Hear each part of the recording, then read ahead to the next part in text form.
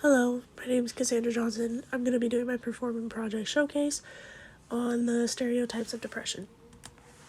So the history of depression. The earliest written accounts of depression appeared in the 2nd millennium BCE, located in Mesopotamia. At these times, it was considered a spiritual condition rather than an emotional condition, and was believed to be caused by demonic possession. So it was dealt with more by priests rather than physicians and doctors.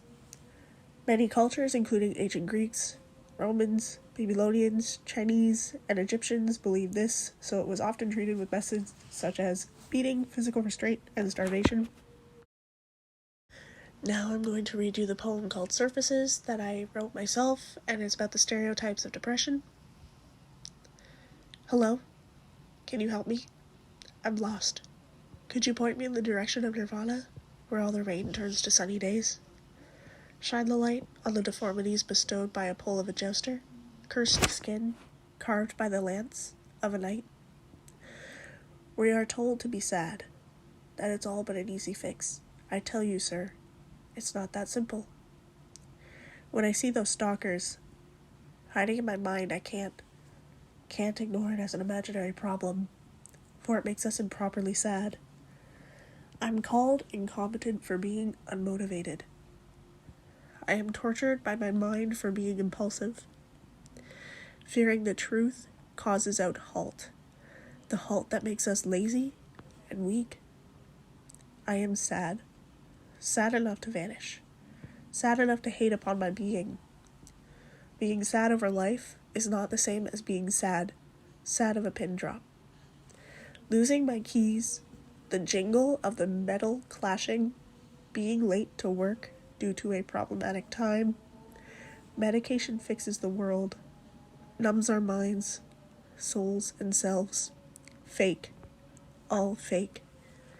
If only a snap of my fingers could heal the pain, sew the scars and wipe the tears, find salvation in the light of day.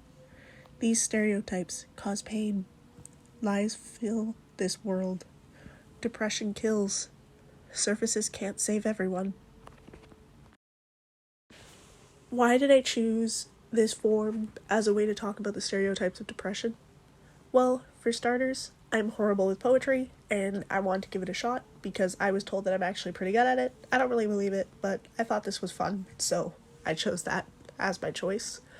But I thought it was one of the best ways to express this topic with emotion because it's a chance to be able to put in more pauses and halts or silence rather than just writing a story outright or doing a poster.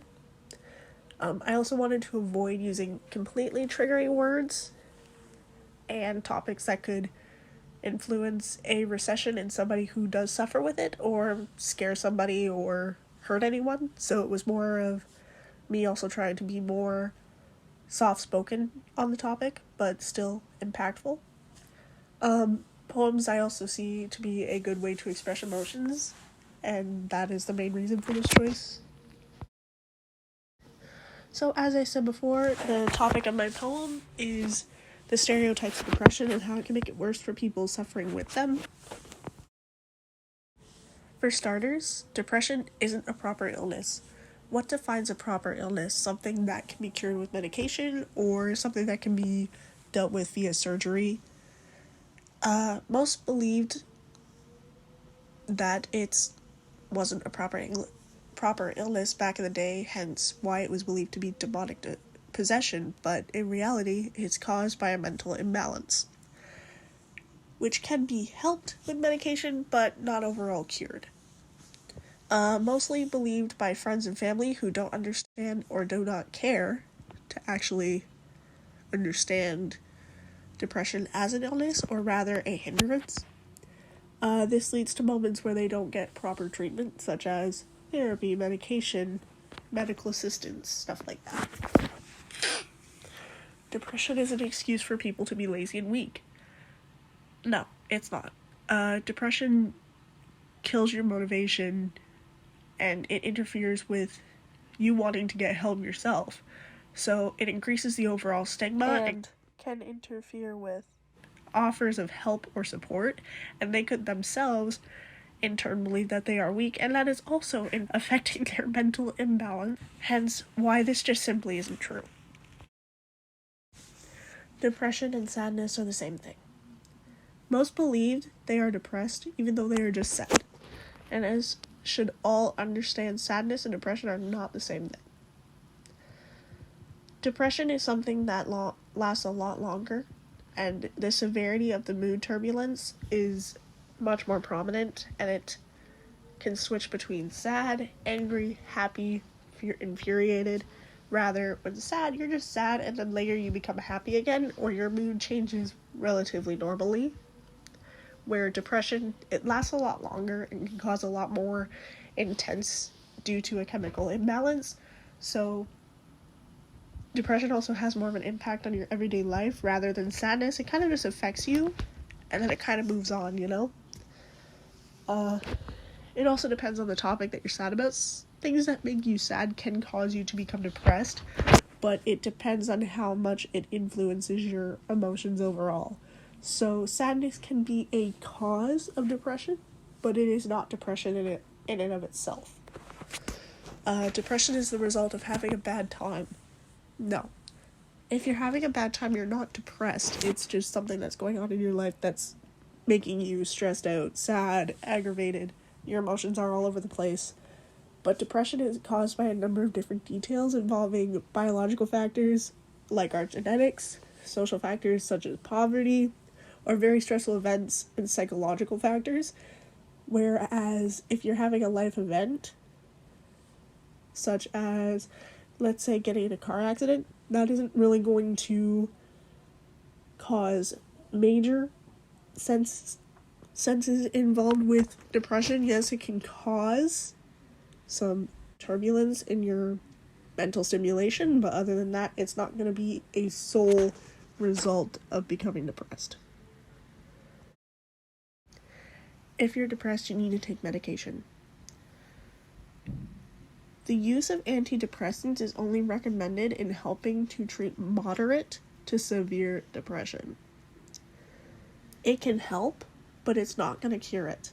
The thing is, depression is something that lasts a lot longer, and it takes a lot longer to actually heal. Talking therapies, like group therapies, are recommended for mild to moderate depression. Antidepressants in itself should only be given to children or teenagers if supervised by a specialist or a psychiatrist.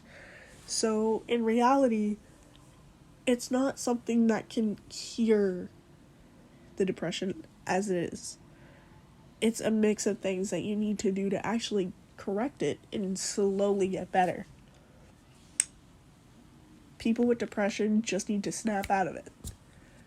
Okay, so let's just say you fail an exam and you're overly stressed out about it and you're scared about it and it crushes you. It makes you so sad. Oh, just snap out of it. Don't worry about it. It's not a big deal. That's not how it works. People with depression don't choose to feel that way. Just like you don't choose to fail an exam. You don't choose to be called down to a principal's office. You don't choose to get into an argument with someone. Most family members and friends believe they're helping when they say this stuff, but sweetheart, it's only making it worse.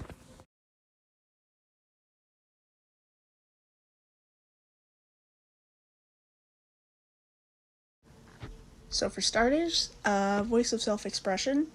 So the poem that I wrote uses a sense of cultural identity and languages revolved around the topic of depression to express itself. It uses mental stimulation to also influence that.